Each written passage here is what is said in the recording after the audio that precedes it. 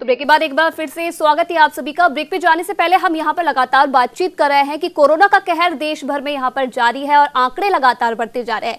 इसी को लेकर तमाम प्रेडिक्शन यहाँ पर विशेषज्ञों के द्वारा लगाए जा रहे हैं कि क्या कुछ कोरोना का अब आने वाले समय में देखने को मिल सकता है। तो वहीं दूसरी तरफ ज्योतिषाचार्यों का यहाँ पर कोरोना को लेकर क्या कुछ कहना है और देश के जो अन्य विषय है उन पर क्या कुछ कहना है, तो लगातार इस विषय पर हम बातचीत कर रहे हैं। ब्रेक पे जाने से पहले हमारे साथ एसके मेहता जी यहाँ पर जुड़े हुए हैं, वास्तु एक्सपर्ट हैं। एक बार फिर से उनके पास आना चाहूंगी। एसके मेहता जी, जिस तरीके से यहाँ पर तमाम अनुमान भी लगाया जा रहा है कि दिसंबर तक कोरोना की स्थिति पर नियंत्रण देश में लग सकता है और इसी महीने और जुलाई में 3 यहाँ पर बड़े ग्रहण देखने को मिल सकते हैं, जिनमें से सूर्य ग्रहण भी लगने वाला है और यहाँ पर प्रेडिक्शन भी लगाए जा रहे हैं कि कहीं ना कहीं जो सूर्य ग्रहण है उसके बाद वायरस में थोड़ा बहुत नियंत्रण यहाँ पर देखा जा सकता है। तो आप किस तरीके से इस पूरे मामले को देखते हैं? जैसा कि मैंने पहले आपको बताया था अभी कि वायरस जो है इससे ज्यादा खतरनाक है इसका प्रोटोकॉल, और वायरस से मुक्ति जो हमें मिलेगी वो किसी वैक्सीन से नहीं मिलेगी, वो जब हम इस भ्रम से निकलेंगे उससे मिलेगी जी। और इसका समय जो आएगा मेरे हिसाब से लगभग 19 से 23 सितंबर के बीच, जब राहु राशि परिवर्तन करेंगे तो उस समय इस भ्रम से मुक्ति मिलेगी जी। तो यहाँ पर लगातार हमारे साथ डॉक्टर चंद्रसेन भी जुड़े हुए, कुछ सवाल है इसके मेहता जी से वो पूछना चाहते हैं। जी डॉक्टर चंद्रसेन। मेहता साहब, आपका बहुत बहुत धन्यवाद इस बात के लिए कि आपने बहुत अच्छी जानकारी दी कि घर में किस जगह पे किस कोण में क्या होना चाहिए अस्पताल में जिससे महामारी से बच सके।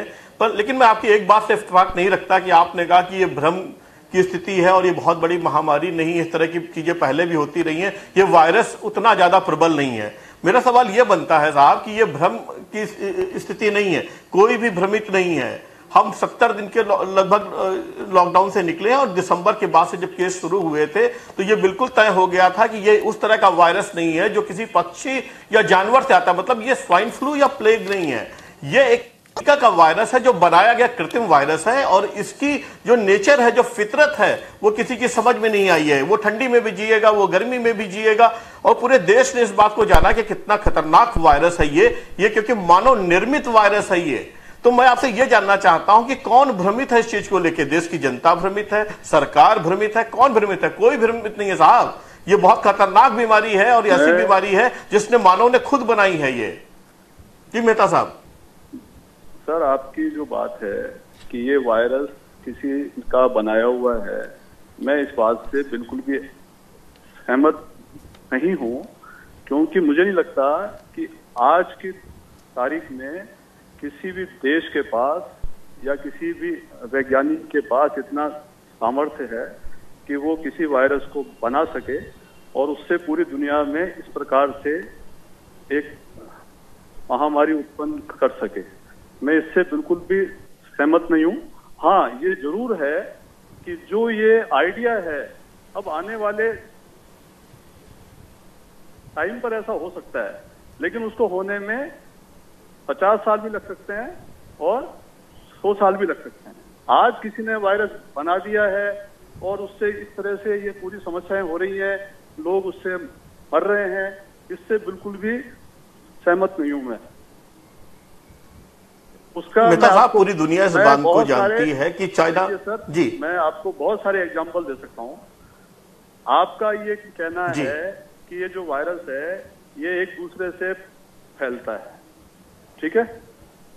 अब मैं आपको एग्जांपल देता हूं। जयपुर में एक 90 साल के बुजुर्ग हैं जिनके घर में 15 लोग और भी रहते हैं और उनको कोरोना हो जाता है और वो एक ही घर में पूरे परिवार के लोग एक साथ हैं, लेकिन उनमें से उनके अलावा किसी को भी नहीं होता है।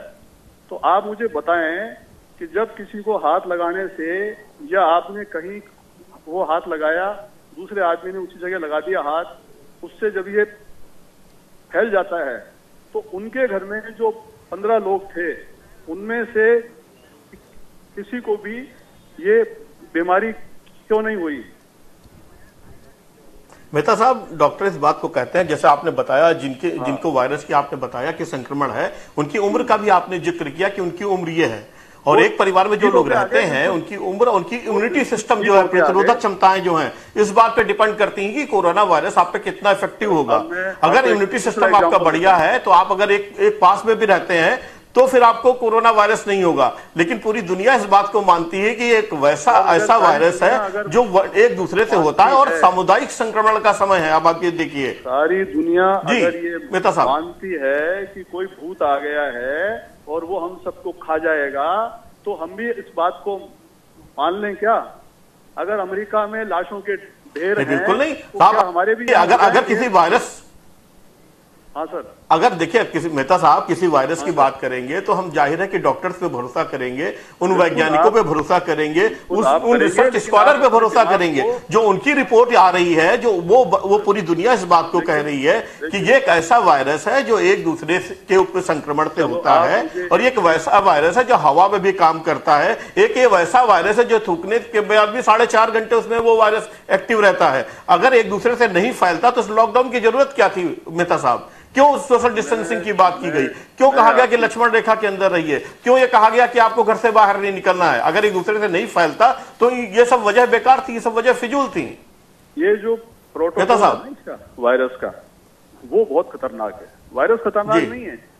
जब आपको, अगर आप जितने भी केस देखेंगे उसमें ज्यादातर जो केस हैं वो ऐसे हैं कि उस आदमी को ऑलरेडी पहले से बहुत सारी बीमारियां थी।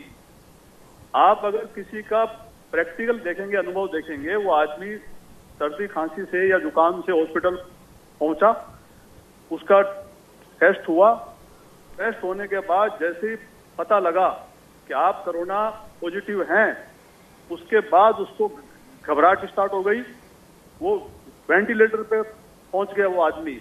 लेकिन एसके मेहता जी, आप जिस बात का यहाँ पर जिक्र कर रहे हैं कि कहीं ना कहीं जो ऐसे लोगों में कोरोना के संक्रमण देखे जा रहे हैं जिनमें पहले से कई बीमारियां हैं, लेकिन अगर आप ज्यादातर आंकड़े यहाँ पर देखें तो कहीं ना कहीं जो 5 महीने का बच्चा भी कोरोना से संक्रमित अब मिल रहा है और 10 साल का बच्चा भी कोरोना से संक्रमित मिल रहा है, और ऐसे बच्चों में किसी भी प्रकार की बीमारी के कोई लक्षण नहीं है, तो उसको लेकर क्या कहेंगे? आपने अब सही बात को पकड़ा है।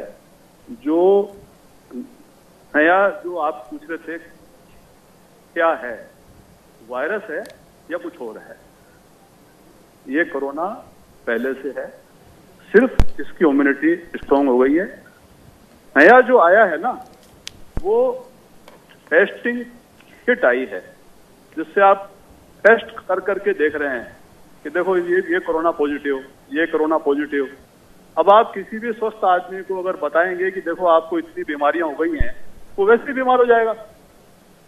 अगर इतना ही खतरनाक होता, 3 दिन का बच्चा बिल्कुल स्वस्थ होके आ गया, 104 साल की महिला वो स्वस्थ होके घर पहुंच गई, और कितने लोगों को आप चलिए मेहता जी, यहाँ पर एक और मेहमान यहाँ पर इस विषय पर ज्यादा बातचीत करने के लिए हमारे साथ जुड़ गए हैं। पहले उनका स्वागत कर लेते हैं। खालिद अयूब मिसहाबी जी यहाँ पर जुड़ चुके हैं। बहुत बहुत स्वागत है आपका Khalid ji. Thank you sir. जी एसके मेहता जी क्या कह रहे थे आप जी? हाँ, तो मैं ये कह रहा था कि जो आप इस तरह का वातावरण देख रहे हैं, ये सब कोरोना का प्रोटोकॉल है। जिस प्रकार से इस बीमारी का इलाज किया जा रहा है और एक माहौल बनाया हुआ है, वो सबसे खतरनाक है। चलिए अब मुफ्ती जी से यहाँ पर सवाल ले लेते हैं। मुफ्ती जी काफी देर से हमारी बातचीत यहाँ पर सुन रहे हैं। मुफ्ती जी, जिस तरीके से मेहता जी का यहाँ पर कहना है कि कोरोना को लेकर प्रेडिक्शन यहाँ पर वो कर रहे हैं कि कहीं ना कहीं भ्रम के कारण ये वायरस भी लगातार फैल रहा है। अगर इस्लाम की बात करूँ तो क्या कुछ इस्लाम के हिसाब से प्रेडिक्शन यहाँ पर पूरे जो वायरस देश में लगातार बढ़ रहा है उसको लेकर क्या कुछ प्रेडिक्शन की जा रही है, क्या कहेंगे आप? देखिए, इस्लामिक एंगल से किसी भी वायरस का होना और उसका फैलना ये तो एक सत्य है जिसको इस्लाम में तस्लीम किया गया है। पुराने जमाने में प्लेग की बीमारी होती थी और पैगंबर के जमाने में भी वो हुई, और पैगंबर के जो सबसे बड़े अनुयायी थे सहाबा, उनमें भी कुछ लोग इसकी वजह से शहीद हुए। और तो इस्लामिक तालीमात में ये फरमाया गया कि जहाँ पहले से प्लेग हो वहां पर कोई नया व्यक्ति ना जाए, और जिस शहर में फैला हुआ हो वहां का व्यक्ति बाहर ना जाए। तो आज के दौर में जिस तरह की लॉकडाउन वगैरह की स्थिति है, हमें उसकी कहीं ना कहीं बेस वहां से मिलती है। तो और इसी तरह से दूसरी शिक्षाओं में भी इस तरह की बातें कही गई हैं। जैसे एक हदीस में कहा गया कि कुछ बीमारियां ऐसी होती हैं कि उन बीमारियों में वो आदमी सबसे ज्यादा सेफ रहता है कि जब लेटा हुआ हो, उससे जरा कम सेफ वो है जो बैठा हुआ हो, उससे जरा कम सेफ वो है जो चल रहा हो। तो इस तरह से बहुत सारी बातें कही गई हैं। तो इसमें तो कोई शक नहीं कि इस तरह के वायरस हो सकते हैं, इस तरह की बीमारियां हो सकती हैं। अब जहां तक कोरोना की बात है, तो कोरोना के बारे में बहुत सारे नजरियात अब तक दुनिया में पाए जा रहे हैं। एक तबका ये मान रहा है कि कोरोना कोई वायरस या कोई बीमारी है ही नहीं, बल्कि एक साजिश है। वो उसके अपने प्रूफ हैं। एक तबका मान रहा है, बल्कि हमारा पूरा मुल्क ही बड़े लेवल पर यही मान रहा है कि एक बीमारी है, एक वायरस है, एक फैक्ट है, इसको इग्नोर नहीं किया जा सकता।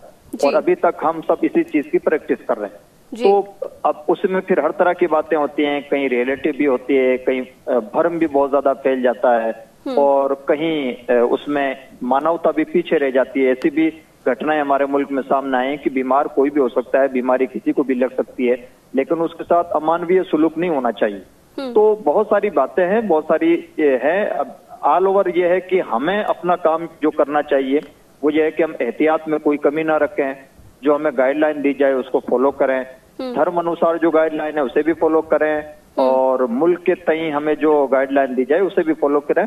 और वैसे भी हमें बीमारी छोटी हो कि बड़ी हो, वायरस की शक्ल में हो या कोई नजला जुकाम खांसी हो, हमें उससे बचने की जो तदबीरें इख्तियार की जा सकती है वो करना चाहिए, वो नॉर्मली भी करना चाहिए। जी जी, जिस तरीके से प्रेडिक्शन आपने यहाँ पर बताई कि इस्लाम में क्या कुछ प्रेडिक्शन है कोरोना को लेकर, तो एक और बात यहाँ पर आपसे जानूंगी, क्या कुछ फिलहाल अभी तक इस बात की बारे में जानकारी मिल रही है कि कोरोना पर कब तक नियंत्रण यहाँ पर लग सकता है? क्योंकि इससे पहले भी हमने तमाम ज्योतिषाचार्यों से बातचीत की है, सबका अलग अलग प्रेडिक्शन है। आपका प्रेडिक्शन क्या कुछ कहता है कि कब तक इस पर नियंत्रण लगाया जा सकता है, या फिर देश में जो अन्य विपदाएं इस समय घूम रही हैं उन पर कब तक नियंत्रण लगाया जा सकता है? देखिए, ये तो एक कुदरती आफत है, इसके बारे में कोई भी बात कहना समय से पहले कहना होगा। कौन कब क्या सूरत इख्तियार कर जाए, कहाँ क्या फैल जाए, कैसे हो जाए, कंट्रोल होते होते आउट ऑफ कंट्रोल हो जाए, कुछ नहीं कहा जा सकता जी। हमें तो जो अब ये तो एक पेशिंग गोई या भविष्यवाणी जैसी बात हो गई कि हम पहले से कुछ कहते हैं। हाँ, ये है कि हालात को देखते हुए कहा जा सकता है कि बहुत हद तक हम आहिस्ता आहिस्ता इस पर कामयाब हो रहे हैं। और अब उसमें जो भी प्रॉब्लम्स हो, 2 महीने का टाइम बहुत बड़ा टाइम होता है। तो इस वक्त हमने हर तरह का एक्सपीरियंस कर लिया है। हमें जो मरीज हो जाएं उन्हें बहुत ज्यादा भ्रमित नहीं करना चाहिए, ताकि जल्दी से वो स्वास्थ्य पर अपना कंट्रोल कर सकें, और जो बीमारियों से लड़ने वाली शक्ति उनके अंदर पाई जाती है वो कमजोर ना हो। और अगर कहीं कोई मरीज हो तो उसको दवा दारू में कोई कमी ना की जाए, जहां मरीज ना हो वहां एहतियात में कमी ना हो, हुकूमत अपना काम करे, पब्लिक अपना काम करे, तो तमाम काम ठीक से हो सकते हैं। तो ये तो हमारे अपने करने का काम है जो हमें करना चाहिए। क्या कुछ होता है वो तो वक्त तय करता है, और वक्त पर ही सब कुछ होता है। आज हम बड़ी भविष्यवाणी कर देंगे, हम 10 दिन में कंट्रोल कर लेंगे, और फिर कल मामला पूरा उलट हो जाए, ऐसा कई बार हुआ है। तो ये सब बातें तो मुझे लगता है कि कोई माकूल बातें नहीं। जी बिल्कुल। एस के मेहता जी यहाँ पर जुड़े हुए। एस के मेहता जी, क्या सहमत हैं आप मुफ्ती जी की बात से? मैं इस बात से सहमत नहीं हूं कि इसका इलाज नहीं हो सकता। नहीं, वो तो मैं भी नहीं कहता कि इलाज नहीं। अभी जी जी जी, वायरस जो होता है प्राकृतिक असंतुलन से उत्पन्न होता है, और उसको कंट्रोल जो कर सकता है प्रकृति की जो विज्ञान है, वास्तु जो विज्ञान है, वो कंट्रोल कर सकती है। स्टेट में, देश के किसी भी स्टेट के अंदर अगर स्थिति किसी भी शहर में बहुत ज्यादा खराब है, तो आप जिस हॉस्पिटल में कोरोना के पेशेंट एडमिट हैं, आप उस हॉस्पिटल की पूरब, उत्तर और ईशान दिशा को सही करवा के सिर्फ 48 घंटे में रिजल्ट दे सकते हैं जी। और किसी भी देश का जो सत्तारूढ़ पार्टी का कार्यालय होता है, स्वास्थ्य विभाग की बिल्डिंग होती है, और प्रमुख सरकारी हॉस्पिटल होता है, इनमें जो दोष होते हैं, इनकी वजह से किसी बीमारी को लेकर इस प्रकार का भय का वातावरण उत्पन्न होता है। तो वास्तु से आप इस तरह की समस्याओं का सिर्फ 48 घंटे में समाधान कर सकते हैं। तो ऐसा नहीं है कि हम हाथ पे हाथ रख के बैठे रहें, ये ज्योतिष से या इनसे कुछ नहीं हो सकता, अब तो भगवान ही करेंगे, ऐसा कुछ नहीं है। ज्योतिष ये जो है बहुत स्ट्रॉन्ग विज्ञान है, और ये वायरस तो कुछ भी नहीं है।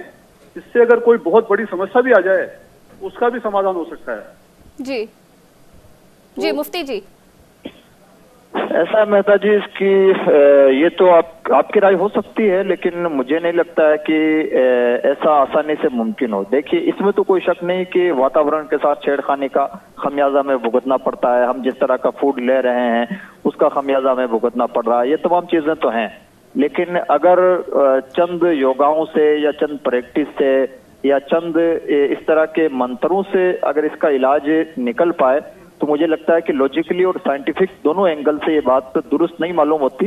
वैसा सबका अपना अपना व्यू हो सकता है, अपना अपना नजरिया हो सकता है। जी, मंत्रों से इसका कोई, मैं नहीं कह रहा कि किसी मंत्र के जाप से ऐसा हो जाएगा। मेरा कहना है कि जो प्राकृतिक जो असंतुलन है जिसकी वजह से ये उत्पन्न हुआ है, आप प्रैक्टिकल देख सकते हैं स्टेट में जहां जहां पर भी अच्छी रिकवरी हुई है। जैसे आपने कहा कि राजस्थान में भीलवाड़ा मॉडल की वो की जाती है, बार बार बात की जाती है। आप जाके भीलवाड़ा के हॉस्पिटल को देख लें, भीलवाड़ा हॉस्पिटल की उत्तर दिशा पूरी खुली हुई है, इसलिए वहां जो रिजल्ट आए वो अच्छे आए हैं। आप जयपुर की देख लें हालत, जयपुर का जो SMS हॉस्पिटल है उसके ईशान कोण में कचरा डिपो बना हुआ है। जी, यहाँ पर डॉक्टर चंद्र सिंह कुछ सवाल करना चाहते हैं। मेहता जी, आपको माफी चाहूंगी, बीच में रोक रही हूँ। जी मेहता जी, चंद्र सिंह जी। मैं दोनों लोगों की बात सुन रहा हूं, मैं खालिद साहब की बात सुन रहा हूं, मैं मेहता साहब की सुन रहा हूं। मेहता साहब कह रहे हैं भ्रम की स्थिति हो सकती है, खालिद साहब कह रहे हैं साजिश हो सकती है। तो जब इतनी बड़ी महामारी है, पूरी दुनिया इस बात को जानती है, तो भ्रम और साजिश किसकी लगती है? खालिद साहब, साजिश किसी आदमी के खिलाफ होती है, किसी समुदाय के खिलाफ होती है, किसी देश के खिलाफ होती है। यहां साजिश की बात कहां से आ जाती है? जब पूरे देश, पूरी दुनिया में महामारी है, तो साजिश कौन किसके खिलाफ कर रहा है? खालिद साहब। डॉक्टर चंद्र सिंह, लगता है खालिद साहब से हमारा यहाँ पर संपर्क टूट गया है। एसके मेहता यहाँ पर हमारे साथ जुड़े हुए हैं, उनसे कुछ सवाल मैं जवाब दे देता हूँ। जी जी। जो आपको अगर घबराहट हो जाए चलते चलते अचानक, और आप एक बहुत बड़े हॉस्पिटल में पहुंच जाए दिखाने, और डॉक्टर आपको देखते ही कहें कि आपके अभी हार्ट में प्रॉब्लम हो गई है और अभी तुरंत स्टंट लगाना पड़ेगा, और नहीं तो आप घर तक भी नहीं जा सकते, तो क्या आप स्टंट करवा लेंगे उसी समय? आप डॉक्टर पे पूरा 100% विश्वास है आपको? जी जी बिल्कुल मेहता जी, लगता है यहाँ पर हमारे पास समय की कमी है। फिलहाल आपने जो तमाम बातचीत यहाँ पर की है, लगता है जो हमारी जनता ये देख रही है काफी जानकारी उनको इस वार्ता से मिली होगी। फिलहाल आपका धन्यवाद न्यूज इंडिया के साथ जुड़ने के लिए। तो यहाँ पर हमारे साथ विनोद शास्त्री जी भी जुड़ चुके हैं, ज्योतिषाचार्य है, उनसे बातचीत कर लेते हैं। विनोद जी, जिस तरीके से तमाम प्रेडिक्शन यहाँ पर लगाए जा रहे हैं, अभी हमने यहाँ पर मुफ्ती जी से बातचीत की, उन्होंने कहा कि कहीं ना कहीं ये साजिश देखने को मिल रही है। उससे पहले हमने मेहता जी से बातचीत की, तो कहीं ना कहीं उनका कहना है कि ये पूरा जो देश की जनता है वो भ्रम यहाँ पर उनके अंदर फैला हुआ है। आप किस तरीके से जो देश में ये स्थिति बनी हुई है, आप किस तरीके से उसे देखते हैं? देखिए आयुषी जी, ये अभी जो ग्रहयोग बने हुए हैं बुध के पारगमन के साथ और सूर्य ग्रहण के साथ, और जब बृहस्पति धनु राशि में आया उसके बाद आंशिक विश्व बंधन योग बना रहा था, लेकिन उसकी कल्पना हम ऐसी नहीं कर रहे थे कि इस तरह का हो जाएगा। लेकिन ये विश्व बंधन योग अब इस मई में करीब करीब समाप्ति की ओर है, और जून के महीने में, जब विशेष रूप से जून के महीने में 29 जून को पुनः धनु राशि में आ जाएगा बृहस्पति, और इसी के साथ साथ नवंबर में भी कुछ ग्रहों का बदलाव होगा। और ऐसी स्थिति में जो ये जून और नवंबर और सितंबर का जो महीना है ये बहुत महत्वपूर्ण है। सितंबर में कुछ स्थितियां विशेष रूप से बढ़ेंगी, पर अभी जो ये जहाँ तक कोरोना का सवाल है, ये सारी, इसमें कोई दो राय नहीं, ये साजिश का जहाँ तक प्रश्न है कई बार व्यक्ति साजिश करना नहीं चाहता, लेकिन साजिश सा प्रतीक होता है। अभी जो भारत और चाइना और पाकिस्तान की जो कुंडलियां हैं, चाइना की जो स्थिति बनी हुई है, चाइना का जो प्रादुर्भाव हुआ था, ये 1 अक्टूबर 49 में 3 बजे के करीब इसका जो गठन हुआ था, चाइना का पुनर्गठन, इस चाइना की कुंडली मकर लग्न की है और इसको बुध की दशा लगी हुई है। इसका बृहस्पति 12वें स्थान पर है। जो ऐसी कुंडली में जब चंद्र गुरु का द्विद्वादश योग होता है तो वो विस्तारवादी और साम्यवादी चित्तवृत्ति होती है, और विस्तारवादी चित्तवृत्ति वाले अपने होश को खो देते हैं। अभी की जो दशा, इनको बुध की दशा चल रही है और इसमें बुध का ही अंतर चल रहा है। ये गोचर की दृष्टि से चाइना को और अमेरिका को दोनों को ही 7.5 लगी हुई है, और 7.5 में खास तौर से चाइना को मति भ्रम बना हुआ है। और ये जो खोखलापन है चाइना का, कि अंदर से कोई व्यक्ति जैसे बिल्कुल खोखला हो गया हो और बाहर से लोहे का आवरण बना रखा हो, ऐसी स्थिति बनी हुई है। और उसी की भ्रांतियों को जनता से दूर करने के लिए कई तरह के प्रयास किए। उन्हीं में एक ये षड्यंत्र इसको कहा जा सकता है कि एक इस तरह की जी बिल्कुल शास्त्री जी, जिस तरीके से आप चीन के बारे में यहाँ पर जिक्र करें, एक और बात मैं आपसे यहाँ पर पूछना चाहूंगी। अगर 2020 की शुरुआत की हम बात करें तो तब से यहाँ पर देश की हालत काफी गंभीर नजर आ रही है। शुरुआती दौर में ही कोरोना का कहर यहाँ पर देखने को मिल रहा है, जो कि अभी भी जारी है। और इसके बाद हमने लगातार जो तमाम तूफान है उनका भी असर कहीं ना कहीं देश में देखना पड़ा है। देश काफी प्रभावित इन तूफानों से हुआ है। पहले अम्फान का हमने असर देखा और अब निसर्ग का। तो कहीं ना कहीं जो जनता है उनके अंदर बहुत ही शंकाएं यहाँ पर भर गई हैं कि आने वाला समय कैसे होने वाला है। तो आपसे जानना चाहेंगे क्या कुछ संदेश आप जनता को यहाँ पर देंगे और क्या कुछ जानकारी उनको देना चाहेंगे कि आने वाला समय फिलहाल देश के लिए कैसा होने वाला है? आने वाला समय तो देखिए बहुत अच्छा प्रतीत होता है। अभी 2 जून को नवतपा समाप्त हुआ है। नवतपा में प्रारंभ में बहुत तपा है, जिससे संवत अच्छा होगा, बारिश अच्छी होगी, और लास्ट में नवतपा में खंडन आया है तो अन्न जब पकेगा उस समय थोड़ी बहुत परेशानी आएगी अतिवृष्टि अनावृष्टि की, पर उससे कोई बहुत ज्यादा फर्क नहीं पड़ेगा। जहां तक इस रोग का सवाल है, इस रोग का भय ज्यादा बना हुआ है, जितना है नहीं उससे ज्यादा इसका भय बना हुआ है। और उसके कारण से जब भय मानसिक रूप से बना हुआ है, इस भय के लिए आत्मबल को बढ़ाना जरूरी है और आत्मबल के साथ में रहे। कहीं भी कोई ऐसी स्थायी परेशानी नहीं है। आर्थिक स्थिति जहां तक देश की है, तो देश ही नहीं पूरे विश्व की स्थिति एक सी हुई है, और उस विश्व की एक सी स्थिति में भारत की स्थिति सुदृढ़ है।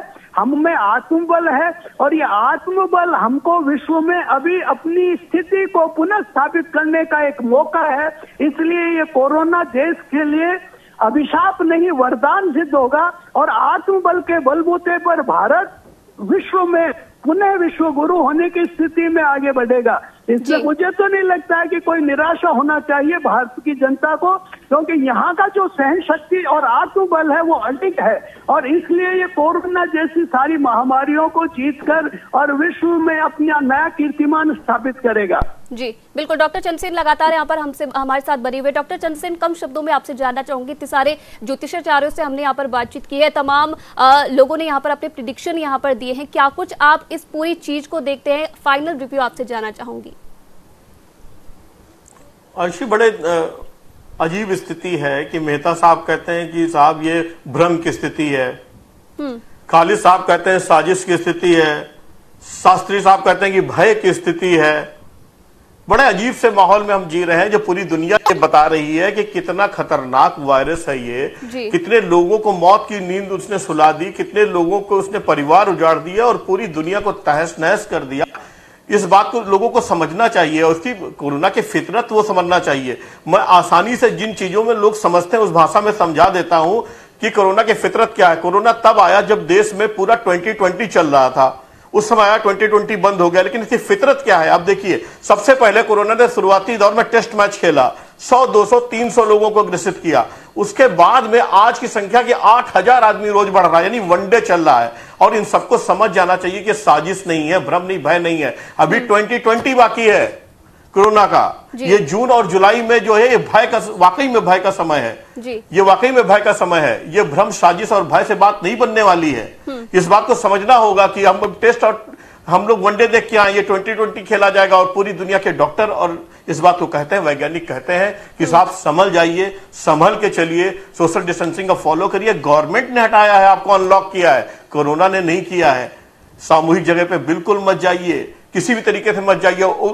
इस जो वायरस है ना, इसके काल को समझिए कि किस तरीके से ये बढ़ रहा है, किस तरीके से फैला रहा है। और जो ये बातें हो रही है, कब खत्म होगा? देखिए, खत्म वो चीज होती है जो पैदा होती है, मृत्यु उसी की होती है जो पैदा होता है। ये पैदा नहीं हुआ, ये बनाया गया है। जिस तरह मशीनें बनाई जाती हैं, उनकी कोई आयु नहीं होती, उसी तरह इस वायरस की कोई आयु नहीं है। और WHO इस बात को कह चुका है कि हो सकता है कि पूरे जीवन भर इस वायरस के साथ हमें रहना पड़े, हमें जीवन में आदत डालनी पड़ेगी और वाकई में हमें डरना पड़ेगा इससे कि एक बहुत ही भयानक वायरस है। हमें बच के रहना और हर सामने वाले आदमी से को ये समझना होगा कि ये वायरस व्यक्ति है, उससे उतनी ही दूरी रख के बात करनी पड़ेगी, उतने ही प्रिकॉशन लेने पड़ेंगे। आयुषी जी बिल्कुल, जिस तरीके से प्रेडिक्शन यहाँ पर तमाम लोगों के द्वारा लगाए जा रहे हैं उनको ध्यान में रखते हुए, लेकिन यहाँ पर इस बात का भी ध्यान हमें रखना है कि जिस तरीके से सरकार ने जो गाइडलाइन यहाँ पर दी है उनका भी कहीं ना कहीं हम पालन करें। फिलहाल विनोद शास्त्री जी, बहुत बहुत धन्यवाद आपका न्यूज इंडिया के साथ बातचीत करने के लिए, और डॉक्टर चंद्रसेन आपको भी बहुत बहुत धन्यवाद।